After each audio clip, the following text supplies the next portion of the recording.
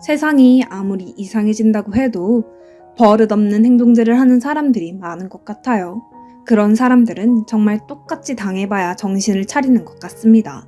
저도 얼마 전 그런 또라이에게 된통 당할 뻔했다가 극적으로 제 인생을 건져 올렸는데요. 이 악물고 해낸 저의 복수극을 좀 들려드리고 싶습니다. 저는 현재 30 중반이고 작은 쇼핑몰 사업체를 운영하고 있어요. 사실 작다고 말하기에는 조금 그렇고 몇 년 전에 온라인 전체 매출 3등을 했을 정도였어요. 그때 제가 건강이 많이 안 좋아져서 사업을 정리하고 작은 알짜배기만 남겨두고 지금 운영하고 있습니다. 사실 이것저것 비용이 많이 나가서 그리 큰 돈을 벌지는 못했어요. 제 성격에 돈이 있으면 가만히 두는 성격이 아니었거든요. 전부 투자하거나 또 자기 개발하는 데 돈을 썼어요. 그래서 주변에서 버는 것보다 소박한 삶을 살고 있었죠. 그런데 그렇게 일만 하며 살다 보니 내가 왜 이렇게 아등바등 살지 하는 생각이 들었습니다. 친구는 제 이야기를 들은 뒤 너 연애 좀 해봐. 그렇게 맨날 일만 하고 살면 삶에 무슨 재미가 있냐? 라고 하면서 소개팅을 시켜주더라고요. 친구가 마당발이라 이 남자 저 남자 알고 있었고 그만큼 저에게 다양한 사람들을 소개시켜줬어요. 의사, 변호사 이런 사람들도 만났고 또 그냥 사업하는 분들부터 시작해서 거의 10댓 명은 넘게 만난 것 같아요. 하지만 진심이 느껴지지 않았고 관계를 오래 이어가고 싶다는 마음이 들지 않더라고요. 결혼을 포기하려고 하던 무렵 제게 다가온 한 남자는 제 마음을 완전히 가져갔습니다. 대기업에서 일하고 있는 사람이었어요. 우연한 기회로 만나게 된 그 남자는 정말 모든 부분에서 자상함을 보여줬고 어떻게 이렇게 사람이 따뜻할 수 있을까 하는 생각을 하게 만들어줬어요. 솔직히 말하면 저는 이성적인 사람이에요. 보통 여자가 공감 능력이 높고 남자는 이성적인데 반대로 저는 사업을 하면서 냉정한 판단을 내려야 하는 순간이 많았기 때문에 굉장히 냉철한 부분을 많이 가지고 있어요.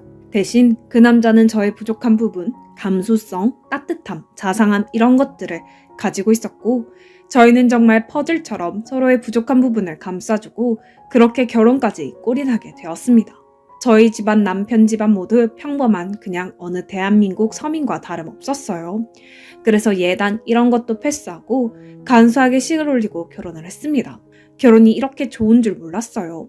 별로 삶에 의지가 없었던 저에게 활력을 불러 일으켜주고 또 세상을 아름답게 보게 해줬으니까요. 그렇게 저희는 남부럽지 않은 하루하루를 살고 있었습니다.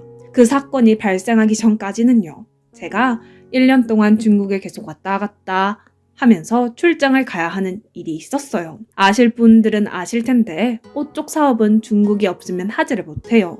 중국 공장에서 만드는 옷 단가가 한국과는 비교도 안 될 정도로 저렴하고 또 그만큼 옷 종류와 선택권도 많았으니까요. 그리고 제가 중간 유통업을 하고 있는데 중국 공장 쪽에 문제가 생겨서 대표인 제가 가야 했던 상황이었죠. 그렇게 남편과 오랜 시간 만나지 못함을 아쉬워하며 저는 중국으로 출장을 갔습니다. 그런데 그때 일이 발생한 거예요.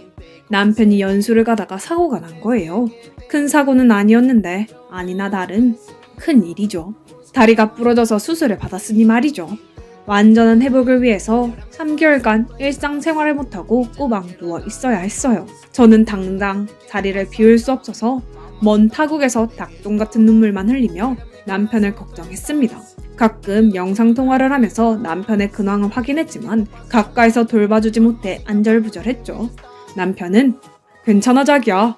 직장 종도들이 병문안도 많이 오고 번갈아 가면서 다 보살펴주네. 아무래도 자기들이랑 같이 있다가 나만 사고당해서 미안해서 그러나 봐. 그래도 내가 인복은 좋다.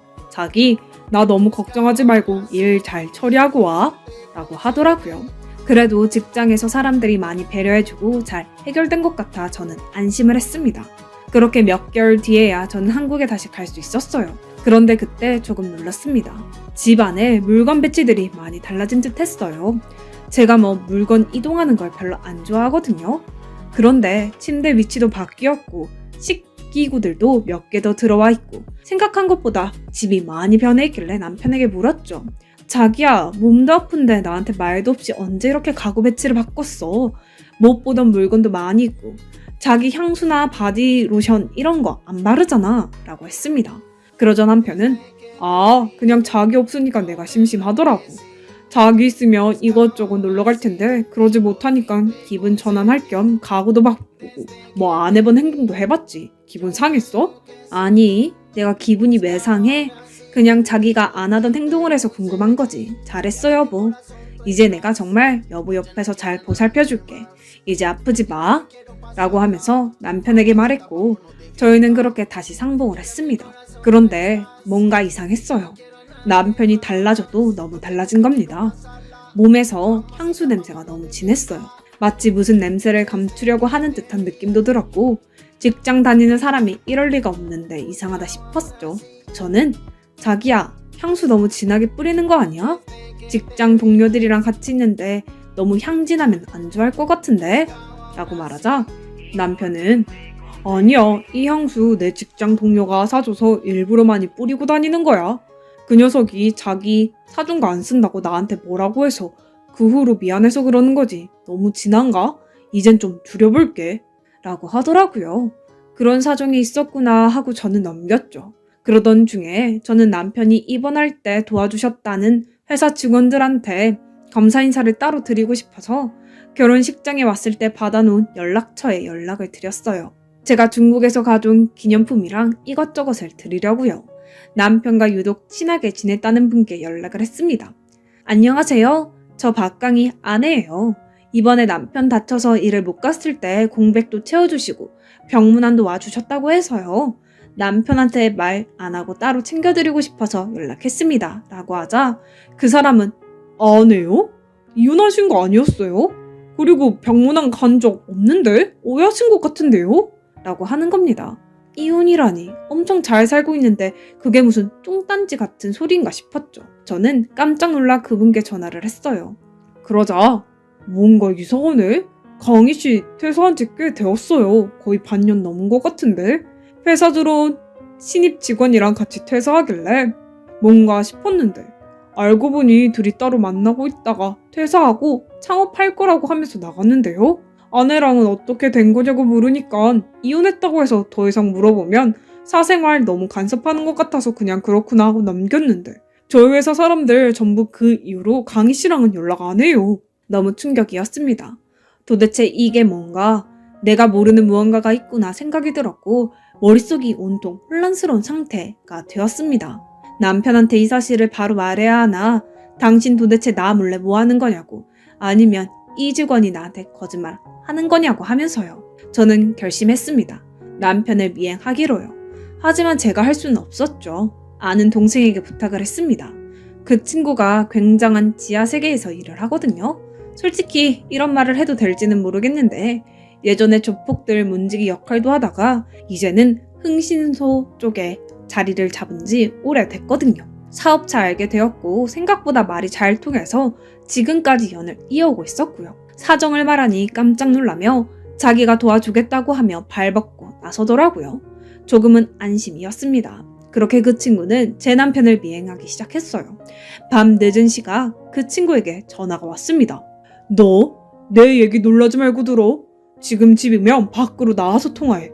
그놈한테 들키지 말고 라고 말하더라고요. 그리고 정말 충격적인 이야기를 꺼내더라고요. 무슨 향수 공방인 것 같던데 이 자식 집에서 나온 다음에 바로 상가 건물로 들어가서 양복을 일상복으로 갈아입고 무슨 봉지를 바리바리 들고 가더라고. 이상해서 보니까 그게 공방 관련 제품인 것 같더라. 누나가 걔한테 향수 냄새 너무 진하다고 했지. 그거 다 일하다가 그렇게 된 것 같아. 그리고 그 상간녀랑 중간에서 만나서 손잡고 걸어가더라. 내가 사진 다 찍어놨어. 엄청 어린애처럼 보이던데? 와, 진짜 어떻게 누나를 그렇게 두고 두 집 살림을 하냐? 라고 하는 겁니다. 곧이어 정성받은 사진을 보자마자 심장이 찢어지는 듯 했어요. 남편의 외도 현장이 찍혀있는 사진이었습니다. 상간녀와 손을 잡고 저랑 연애 시절 때 한 짓거리를 거기서 하고 있더라고요. 어처구니가 없었죠. 두 년놈들 현장에서 잡아야겠다 이 생각뿐이었습니다. 다음날 남편은 자기야, 나 뽀뽀해줘. 출근하기 싫다. 오늘 과장님이 프로젝트 다시 하라고 해서 나 지금 머리 터질 것 같아. 라고 하며 능청을 떨더라고요. 어이가 없었지만 꾹 참고 그래 자기야 잘 다녀와 라고 하고 그 썩은 분화구 같은 피부에 뽀뽀를 했습니다. 남편이 나가자마자 저는 바로 모자를 푹 눌러쓰고 선글라스에 마스크로 얼굴을 완전히 가리고 옷도 새로 산 검은색 펑퍼짐한 옷을 입고 그놈을 따라갔어요. 그놈은 역시나 상가에서 옷을 갈아입고 어딘가로 가더라고요. 그놈이 멈춘 곳은 빌라였습니다. 그곳에서 상간녀로 추정되는 여자가 나왔어요. 거기서 제가 또 놀란 거죠. 상간녀 부모님으로 추정되는 분들이 나와 남편을 배웅해주는 겁니다. 뭐야, 가족들도 다 아는 건가 싶었고 저는 손이 떨렸어요. 바로 저곳에 달려가 상간녀와 남편의 멱살을 잡을까 생각도 했었지만 일단 끝까지 보고 싶었습니다.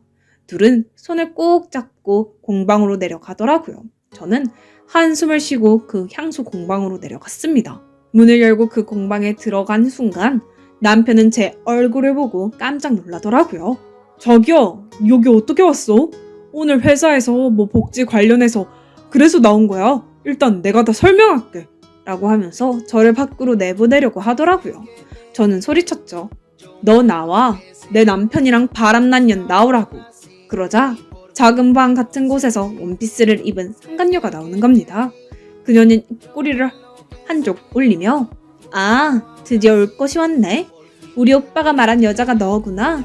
말이 안 통하고 독불 장군 같아서 빨리 이혼할 거라고 하던데 우리 오빠 놔줘요. 안 그래도 오빠가 이혼 때에 이혼하자고 말하려고 했대요. 그리고 나 오빠에 임신했어요. 그러니까 홀몸이 아니라고요. 무슨 말인지 알겠어요? 임신했다고. 뭐? 네가 정말 간이 배 밖으로 나왔구나. 미안하다고 무릎 꿇고 싹싹 빌어도 모자란 상황에서 라고 하면서 처음 접했던 간을 자르는 제잔도구를 손에 들고 벌벌 떨고 있는 남편에게 가서 말했죠. 너 나 몰래 여자 만나서 아예 두 집 살림 차린 거 내가 모를 줄 알았어? 아니 그러면 티라도 내든가. 어떻게 그렇게 감쪽같이 바람을 피우냐? 퇴사도 나 몰래 하고 아주들이 살판났네. 넌 하늘이 무섭지도 않아? 내 성격 어떤지 알잖아. 나 절대 안 참아 라고 하자 남편은 내가 미안하다. 나도 어쩔 수 없는 그냥 남자인가 봐. 회사에서 만난 아이인데 고등학교 졸업 후에 입사해서 그냥 처음에 이것저것 알려주면서 사랑하게 된 거야. 나도 내가 이렇게 될 줄은 몰랐어. 당신도 사랑하지. 그런데 그런 당신보다 더 소중한 사람이 생겼어. 이 사람 지금 내 아이도 가지고 있다고 라고 하는 겁니다. 저는 발로 그놈의 명치를 찼습니다. 킥복싱을 배우기 잘했다는 생각이 처음으로 들었죠. 옆에 있던 향수를 바닥으로 전부 던지며 깽판을 쳤습니다. 그 여자가 이거 내일 나갈 건데 뭐 하는 거야? 독불 장군 같은 아줌마. 그러니까 남편이 바람나는 거지. 라고 하자마자 저는 결국 참아왔던 뚜껑이 열리고 말았습니다. 원피스를 가슴부터 발끝까지 찢어버렸어요. 한순간에 무슨 대문 열리듯이 그녀의 옷이 벌어졌고 그 순간 충격적인 것을 보게 되었습니다. 그녀는 배에 복대를 차고 있었죠. 저는 이게 뭐냐고 소리를 질렀고 그녀도 마찬가지로 비명을 지르며 옷을 꽁꽁 싸매더라고요. 너 설마 가짜 임신으로 우리 남편 잡은 거야? 라고 하면서 저는 그녀의 팔을 잡은 뒤 그 복대를 들었어요. 임신 위장용. 그러니까 드라마에서나 쓸 법한 그런 것을 메고 이제껏 임신한 척을 했던 겁니다. 쓰러져 있던 남편은 그것을 보고 뭐야? 아이 가졌다는 거 거짓말이야? 도대체 어떻게 된 거야? 나한테 테스트기 2줄 보내준 건 그건 뭐냐고. 다음 달에 산부인과도 같이 가기로 했잖아. 라고 하면서 소리쳤고 그녀는 아 몰라. 오빠가 자꾸 현 부인한테 나 만나는 거 안 말하려고 하니까 내가 빨리 재촉하려고 그런 거지. 나라고 이런 짓을 하고 싶었겠어? 오빠가 빨리 이혼을 하던가 별거를 하던가 정리를 했으면 이런 일 없었을 거 아니야. 진짜 짜증나게 이게 무슨 꼴이야. 30분 있다가 공방에 손님 오는데 라고 말하는 순간 향수를 만들러 오기로 한 그 손님들이 문을 열고 들어왔고 상간녀의 그 떡 벌어진 옷을 본 순간 놀라며 나가더라고요. 저는 나가는 그 손님들의 뒤통수에 외쳤습니다. 이거 지금 현 부인이 상간녀랑 남편한테 한 현장이니까 당황하지 말라고. 이 공방 운영하는 연놈들이 불륜을 저질렀으니 널리 퍼뜨려달라고 하면서요. 현장은 아수라장이 되었죠. 남편은 상간녀에게 배신을 느낀 건지 서로 머리채를 잡고 아주 치열하게 싸우더라고요. 저는 그 모습을 영상으로 찍었네요. 제가 손댈 필요도 없이 그들은 개싸움을 시작했습니다. 그렇게 사랑하던 그 사람들이 한순간에 신뢰가 무너져 싸우는 모습을 보니까 정말 한심하기 그지없었습니다. 그리고 저는 남편에게 말했죠. 너 딱 기다려. 내가 여기서 끝낼 것 같지? 아니야. 이제부터 시작이야. 보니까 너 상간녀 부모님들과도 연락 주고받는 것 같은데 너는 끝까지 갈 생각이었나 본데. 그러니까 나도 끝까지 가줄게. 라고 하면서 경고를 했고 남편은 이판사판이다 하면서 저에게 달려들었고 저는 다시 한번 발로 그놈 명치를 찼습니다. 이쑤시개같이 힘도 못 쓰는 저 남자를 왜 내가 좋다고 했을까 후회가 막심했어요. 상간녀는 한 손으로 떡 벌어진 원피스를 부여잡으며 제게 말하더라고요. 꼭 이렇게까지 해야 했어요? 저는 사랑했고 사랑이라는 감정에 충실했고 그래서 이렇게까지 한 건데 꼭 저를 밑바닥까지 끌어내려야 했냐고요. 어쩔 거야. 오빠랑 내 사이 멀어지게 하니까 좋냐고. 참 웃긴다. 아가야 착각하지 마. 이 정도 일로 너희 둘 사이가 멀어졌으면 사귀면 안 되었던 거야. 고작 이 정도 사랑 때문에 남의 멀쩡한 가정 파괴하고 인생을 건 거야? 참 더럽다. 아직 정신 못 차린 것 같으니까 이 언니가 쓴맛을 보여줄게. 하면서 강력한 경고를 날렸습니다. 그리고는 흥신소 동생에게 부탁했어요. 저 상간녀 신상 좀 털어달라고 하면서요. 반나절도 안 돼서 상간녀의 신상이 털렸습니다. 자녀가 상간녀 짓을 하면서 평범한 가정을 깨트리는데도 아무 말 없이 오히려 지지하던 그 쓰레기 부모는 고등학교에서 교사를 하고 있더라고요. 어이가 없었어요. 저는 동생에게 받은 상간녀의 SNS 주소에 모든 걸 뿌렸습니다. 제가 찢은 그 원피스가 벌어져서 흉한 모습을 하고 있는 상간녀가 제 남편과 머리채를 잡고 네가 잘못했네 하면서 싸우는 모습을 올렸죠. 순식간에 좋아요는 1000을 넘겨 버릴 정도로 퍼져 나갔습니다. 결국 중간에 운영자 권한으로 영상이 내려가기는 했지만 상간녀 인생에 타격을 주기에는 충분했습니다. 하지만 이 정도에서 만족 못한 저는 상간녀의 아버지가 있다는 학교로 찾아갔습니다. 그 사람은 깜짝 놀라며 말하더군요. 아니 얼마나 독한 여자였으면 남자가 못 참고 여자를 만나겠어? 여기까지 찾아온 거 보면 싹수가 딱 보이네. 방해하지 말게나. 내 딸이 잘못한 건 맞아. 나도 딸을 말려보기도 했고 이러면 안 된다고 했는데 딸이 좋다는데 어쩌나. 사랑해서 죽겠다는데 포기하고 이제 우리 딸 그만 괴롭히게나. 나는 사과할 마음도 없네. 부모가 되어서 저런 뚱딴지 소리나 하더라고요. 제가 대비를 안 했겠습니까? 알겠습니다. 딱 이 말만 던진 뒤 그 상간녀의 아버지가 담임으로 있는 반으로 들어가 전단지를 뿌렸습니다. 딸이 불륜을 저지르는데도 옹호하고 파렴치한 짓을 한다는 내용이 담긴 것이었어요. 알고 보니 상간녀 아버지도 제정신이 아니었더라고요. 뒷돈 주고 들어온 사립고등학교에서 아주 더러운 짓을 한 이야기로 유명했다고 합니다. 여학생들한테 필요도 없는 벌을 명목으로 치마 속을 들추기도 하고 그래서 동네에서는 변태 선생으로 유명했다고 해요. 그런 와중에 제가 이런 짓을 해버리니 학생들이 용기를 찾은 거죠. 교육청에 그동안 학생들이 당한 일들을 전부 신고하고 난리가 났다고 합니다. 한순간에 학교 이미지가 추락하게 생기고 기사에도 뜨려고 하니까 학교 측은 부랴부랴 그 상간녀의 아버지를 퇴직을 권고했고 결국 견디지 못한 상간녀 아버지는 실직자가 되었어요. 그리고 상간녀도 완전히 인생이 무너졌습니다. 전 재산을 쏟아서 차린 향수 공방을 하루아침에 망하게 되었죠. 홍보 블로그 글도 싹 다 내려가고 수천만 원의 빚에 올라앉은 겁니다. 그리고 제가 SNS에 올린 상간녀 동영상 덕분에 상간녀 지인들이 그동안 상간녀의 파렴치하고 더러운 생활을 폭로하기 시작했어요. 알고 보니 상간녀는 유부녀 킬러더라고요. 뭐 때문인지 몰라도 유부남만 골라 만나고 가정 파탄 내는 것에 희열을 느끼고 그걸 자랑하듯이 카톡을 지인들에게 보낸 것도 있었습니다. 하지만 그런 그녀의 수법에 제가 당할 리가 없죠. 고소를 했습니다. 전신적 피해 보상까지 야무지게 소송했습니다. 하지만 근본적으로 가장 잘못한 것은 남편이었기에 저는 남편 또한 가만두지 않았어요. 시댁에 가서 완전히 개판을 해놓았습니다. 시어머니는 그래도 자기 아들이라고 팔은 안으로 굽더라고요. 네가 뭐 잘못이 있으니까 내 아들이 밖으로 나간 거 아니야? 그러니 그냥 좋게 헤어져라 라고 하던데요. 남편 바람이 아내 탓이라는 말을 하는데 날벼락을 맞은 느낌이었어요. 저는 시어머니께 말했죠. 어머니, 그래도 말이 통할 줄 알았는데 아니네요. 어머님이 이런 식으로 나오면 저도 못 참겠는데요. 하면서 온 동네반네 소문을 냈습니다. 당연히 이 동네 사람들 입에 어머님 이름이 오르락내리락 했고 얼굴도 못 들게 되었죠. 그제서야 어머니는 날카로운 발톱을 내세우며 저보고 나가 죽으라고 하더라고요. 저도 맞받아 쳤습니다. 내가 죽기는 왜 죽냐고요. 사람 마음에 대목받은 한 여자 인생 흔들어 놓은 당신 아들이 죽어야 한다고 하면서 소리를 쳤죠. 그리고 저는 남편에게 아주 시원한 마지막 복수를 날려버렸네요.